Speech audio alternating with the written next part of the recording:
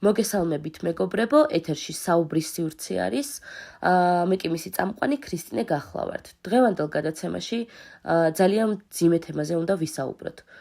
ეს არის ნაადრევი ქორწინება, როცა ბავშვობა დროზე ადრე მთავრდება. ხშირად ვამბობთ, რომ ქორწინება სიყვარულისა და არჩევნის შედეგია, მაგრამ რა ხდება მაშინ, როცა ეს არჩევანი ბავშვობის ასაკში კეთდება?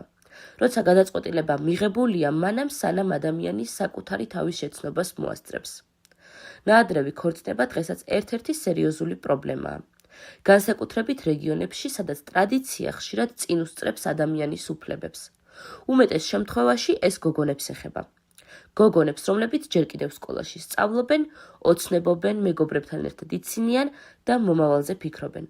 მაგრამ არ უნდა დაგვავიწყდეს, რომ ამ პრობლემის წინაშე მხოლოდ გოგონები კი არა, ბიჭებიც დგანან, რადგანაც ისინიც ამ ყველაფრის მსხვერპლნი არიან.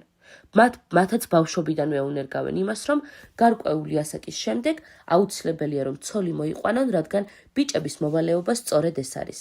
ნაადრევ ქორწინებაში მყოფი ბავშვი იძულებულია ერთ დღეში გაიზარდოს. ის ტოვებს სკოლას, მეგობრებს, ბავშვობას და ხვდება როლში, რომლისთვისაც არც ემოციურად და არც ფსიქოლოგიურად მზად არ არის. ქორწინება, რომელიც თითქოს უსაფრთხოებას უნდა ნიშნავდეს, ხშირად ხდება შიშის, იზოლაციის და სიჩუმის წყარო. ბევრი ოჯახი ამ გადაწყვეტილებას ტრადიციით ამართლებს. ამბობენ, რომ ასე ჯობია, ასე იყო ყოველთვის, გოგოს დაცვა არის საჭირო. ეს ტრადიციაა, მაგრამ ვისგან ვიცავთ ბავშვს, როცა მას ვართმევთ განათლების, განვითარების და არჩევნის უფლებას. ნაადრევი ქორწინება პირდაპირ უკავშირდება განათლების შეწყვეტას.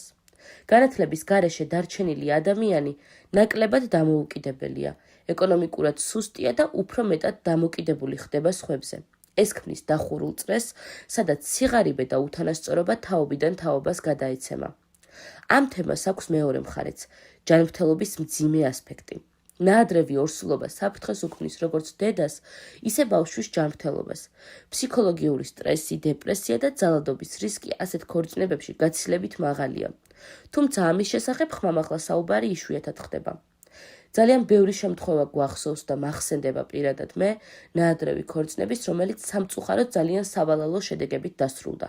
ხშირად ვამბობთ, რომ ეს ოჯახის საქმეა, მაგრამ როცა საქმე ბავშვის მომავალს ეხება, ეს უკვე საზოგადოების პასუხისმგებლობაა. დუმილი ნიშნავს თანხმობას, ხოლო თანხმობა პრობლემის გაგრძელებას. კანონი ერთია, რეალობა სხვა. მიუხედავად არსებული რეგულაციებისა, ნაადრევი ქორწინება კვლავ ხდება არაოფიციალური ფორმით, ჩუმად სტატისტიკის მიღმა. სწორედ ამიტომ მნიშვნელოვანია საუბარი, განათლება და საზოგადოების ჩართულობა. კიდევ ერთი პრობლემა, რის გამოც ნაადრევი ქორწინება დღეს ისევ ესეთი აქტუალური არის. ეს არის სოფლებში ინფორმაციის ნაკლებობა. ახალგაზრდებს არ აქვთ მეგობრებო ინფორმაცია თუ რა უფლებები გააჩნიათ მათ, როგორ შეუძლიათ რომ ამ შემთხვევაში მოიქცნენ, ვის დაუკავშირდნენ და როგორ დააღწიონ თავი აი ამ პრობლემას.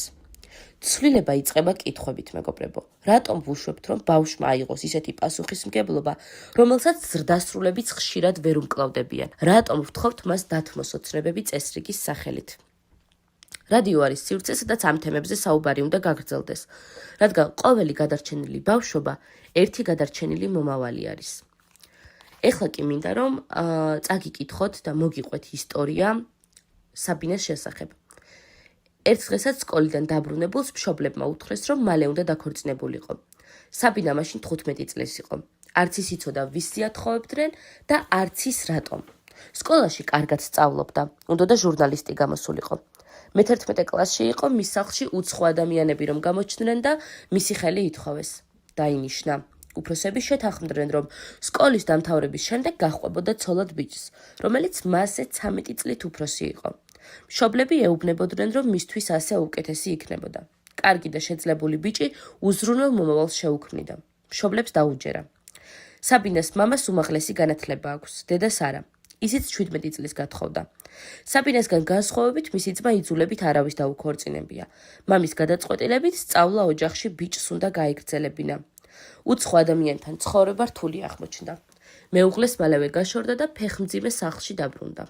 23 წლის. საბინა ყვება. განათლება არ მაქვს, სამსახურს ვერ ვშოულობ. ჩემი მშობლები ახლა ნანობენ, რომ გესწავლა ნორმალური სამსახური გექნებოდაო. 4 წლის შვილი მყავს. ძალიან რთულია. პიროვნული განვითარებისა და განათლების მიღების შესაძლებლობა დავკარგე. ნაადრევმა ქორწინებამ შემაფერხა. მშობლები თავს დამნაშავედ გრძნობენ და ახლა მეუბნებიან, როგორც გინდა ისე მოიქეციო. ხედავენ გათხოვებამ რა შედეგიც მომიტანა, მაგრამ გვიანია. მე მაინც ვცდილობ კოლეჯში ვსწავლობ, ძალიან მინდა უნივერსიტეტში მოხვედრა. სამირა ბაირამოვა წლების განმავლობაში ადრეული ქორწინების მიზეზებს იკვლევდა. დადიოდა სოფლებში, ხვდებოდა მოსახლეობას და მათგან ბევრ საინტერესო ამბავს ისმენდა.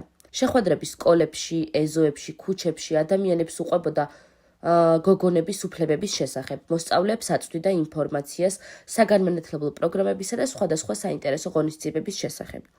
ასე მოიარა ბოლნისის, მარნეულის გარდაბნის სოფლების სამირამ. სამირა ბაირამოვას შეფასებით ადრეულ ასაკში ქორწინებას სხვადასხვა ფაქტორი განსაზღვრავს და რთულია იმის თქმა, რომ ეს მხოლოდ ტრადიციული შეხედულებების ბრალი ან კონკრეტული ეთნიკური ჯგუფებისთვის დამახასიათებელი მოვლენაა.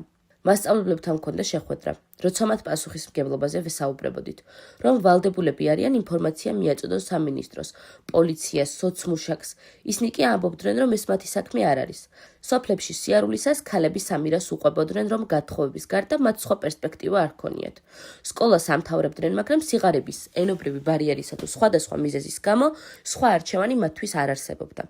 სამირა მიიჩნევს, რომ თუ პრობლემის გადაჭრაში სკოლა უფრო აქტიურად ჩაერთვება, ვითარება მეტნაკლებად შეიცვლება.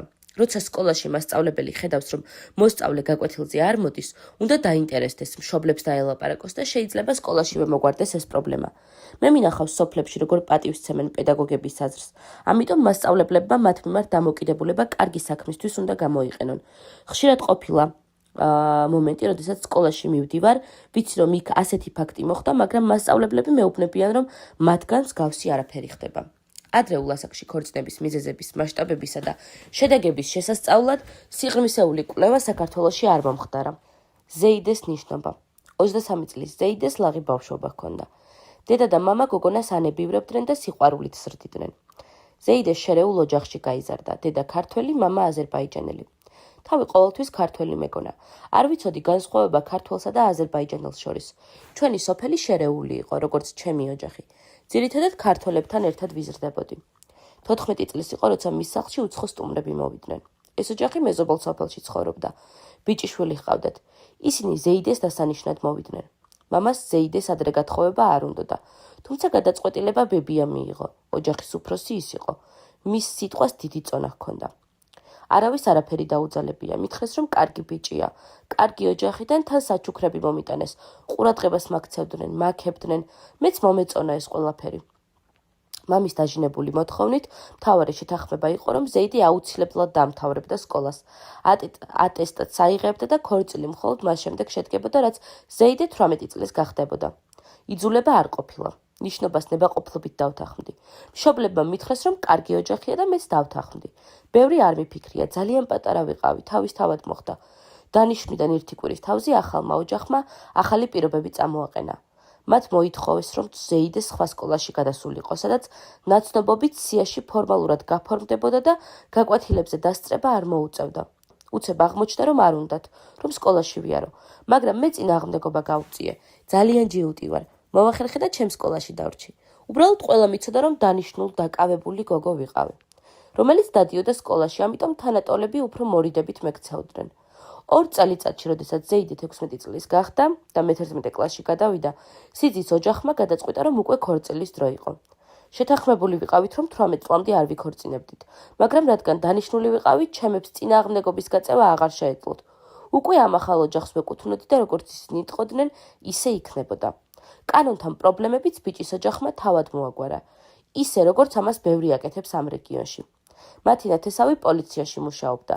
მის სიტყვას ძალა ჰქონდა და უპრობლემოდ მოაგვარეს. არასრულწლოვანი გამოთხოვეს, მარტო ჯარიმა გადაიხადეს. ნოემბერი იყო. 16 წლის ზეიდეს დიდი ქორწილი რომ გადაუხადეს.